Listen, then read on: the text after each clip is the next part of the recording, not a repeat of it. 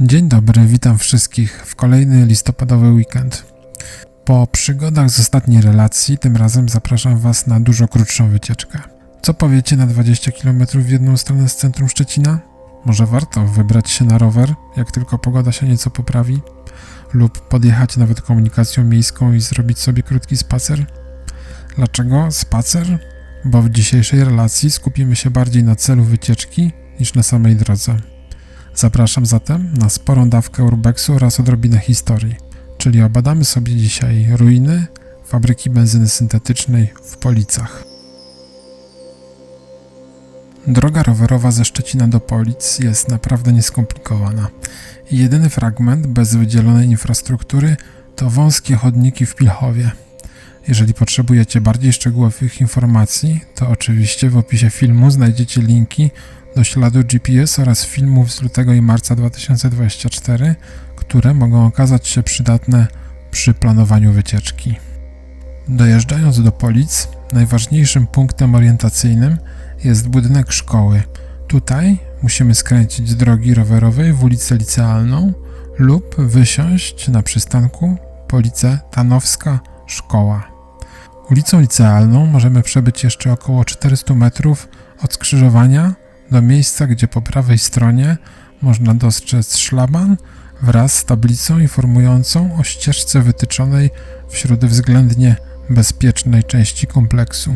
Szlak nie jest jednak zabezpieczony, dlatego wymaga zachowania szczególnej ostrożności. Ruiny to miejsce zniszczone i narażone na działanie czasu. Warto o tym pamiętać przez cały czas zwiedzania. Tablica informuje nas, że ścieżki dydaktyczne to 2 pętle, oznakowane betonowymi słupkami, liczące sobie około 2,5 i 4,5 km. Przy czym ta druga jest dość mocno zarośnięta i próby jej przebycia nawet w tak eksploracyjnie przyjaznym miesiącu jak listopad są dość utrudnione. No ale do wszystkiego pomału dotrzemy, więc po kolei.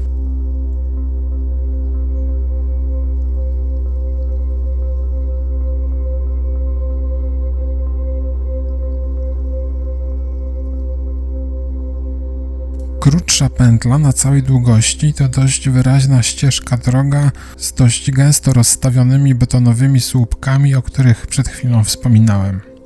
W głębi kompleksu natrafimy również na kilka tablic informacyjnych. Czasami do większych obiektów prowadzą krótkie ścieżki w bok. Nie należy przesadzać z nadmierną eksploracją terenu, bo może to być bardzo niebezpieczne.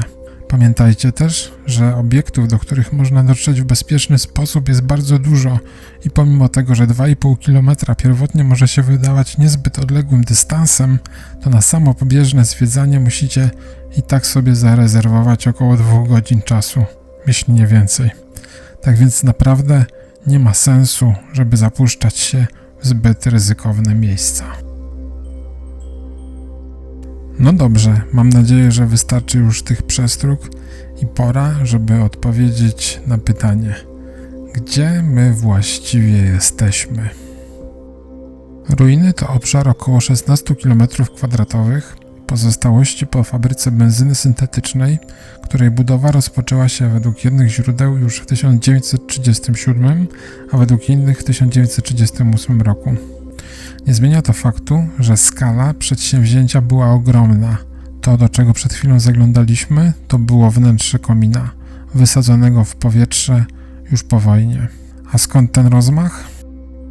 Polityka paliwowa nazistowskich Niemiec opierała się na 2 filarach: rafinacji ropy naftowej i produkcji paliw syntetycznych.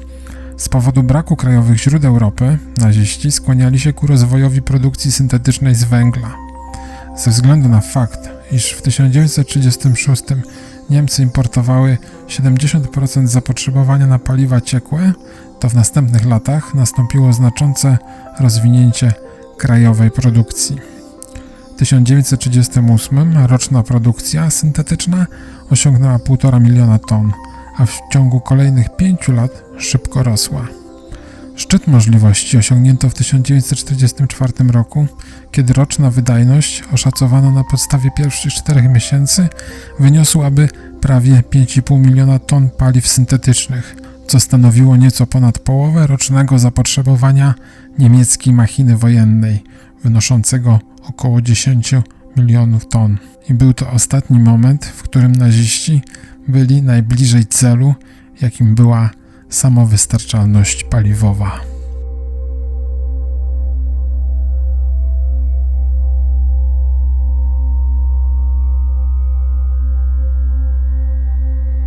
Jedną z najbardziej monstrualnych konstrukcji jest wielki młyn, gdzie na bardzo wstępnym etapie produkcji węgiel był mielony dosłownie na proszek.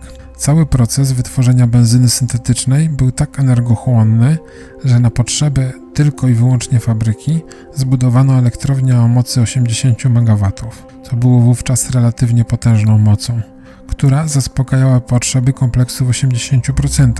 Planowano zbudować drugą, ale jak możecie się łatwo domyślić, nie zdążono.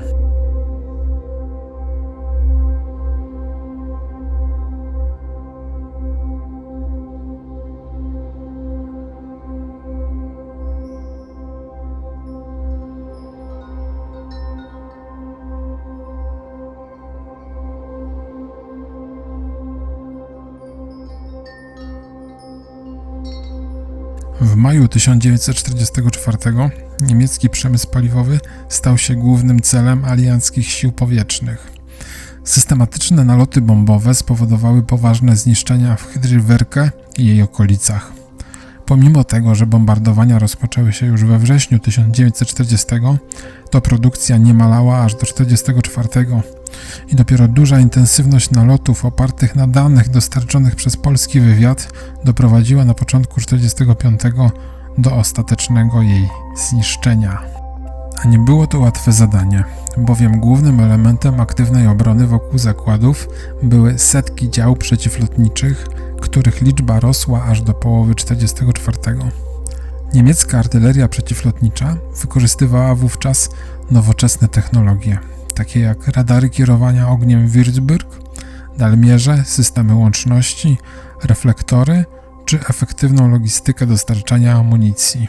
Pośród ogromu zabudowań kompleksu szereg budowli to różnego rodzaju schrony przeciwlotnicze, od dużych naziemnych poprzez mniejsze do nawet jednoosobowych dla wartowników zbliżonych kształtem do jajka Splitterschutzcelle. Warto przy tym pamiętać, że oprócz infrastruktury naziemnej fabryka posiadała rozbudowane podziemia, które od końca lat 40. XX wieku są zalane wodą i choć część z tych podziemi mogła pełnić właśnie rolę schronów przeciwlotniczych, to według niektórych przypuszczeń było to kilkukondygnacyjne, największe w Europie zaplecze fabryki benzyny syntetycznej. Zalane podziemia nie są przeznaczone do zwiedzania. Z relacji płetwonurków, którzy badali podziemia w 1971 wynika, że znajdują się tam duże fragmenty bliżej nieznanych instalacji pokrytych parafiną. Część podziemi jest obecnie obszarem chronionym Natura 2000, gdyż w sieci kanałów o długości 4 km znajduje się siedlisko około 600 nietoperzy. W rejonie dawnego dworca kolejowego możemy skręcić na północny wschód, żeby spróbować obejść jeszcze dużą 4,5-kilometrową pętlę. W moim odczuciu jednak trasa ta jest na tyle zarośnięta, że nie mogę polecić jej jako miejsca dostępnego nawet rowerem MTB. Dość bujne trawy pozwalają również sądzić, że piechur, który zamierza odwiedzić te rejony, powinien być wyposażony co najmniej w jakiś środek antykleszczowy. Swoją drogą silosy, które dominują w tamtej części kompleksu, lepiej chyba byłoby oglądać z powietrza niż z ziemi. Szacuje się, że w 1940 roku zakład zatrudniał około 6,5 tysiąca wolnych pracowników, 1000 żołnierzy i wiele tysięcy robotników przymusowych. W pobliżu zakładów utworzono do 10 obozów, z których lokalizacje 8 zostały ustalone na podstawie relacji świadków i historycznych zdjęć lotniczych. Obozy te różniły się wielkością, funkcją i warunkami życia. Wśród nich znajdowały się 4 obozy pracy, 2 obozy karne oraz podobóz koncentracyjny Stutthof i filia obozu Ravensbrück. Bezpośrednio po wojnie teren fabryki znalazł się pod kontrolą wojsk radzieckich, które zdemontowały większość pozostałej infrastruktury, a na wskutek destrukcyjnej działalności zostały zatarte ślady zbrodni nazistowskich. W późniejszych latach obszar przekazano polskim władzom, które zaklasyfikowały go jako teren wojskowy. Próby oczyszczenia terenu zostały zaniechane z powodu ogromnych kosztów usunięcia ruin wielopiętrowych betonowych budynków przemysłowych.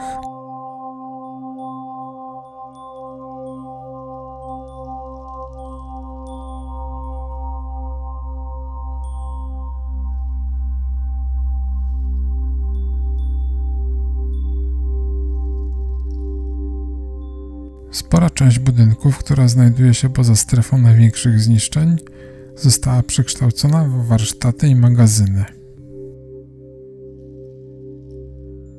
Dzięki zaangażowaniu lokalnego Stowarzyszenia Przyjaciół Ziemi Polickiej Skarb zostały podjęte działania na rzecz upamiętnienia i ochrony walorów historycznych terenów dawnej fabryki benzyny syntetycznej.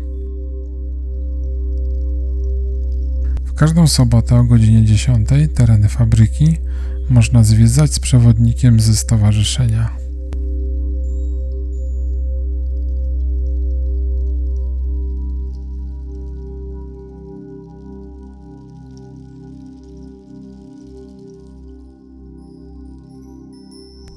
I to już koniec naszego dzisiejszego wspólnego zwiedzania. Dziękuję za obejrzenie tego materiału w całości i żegnam się. Do następnego razu.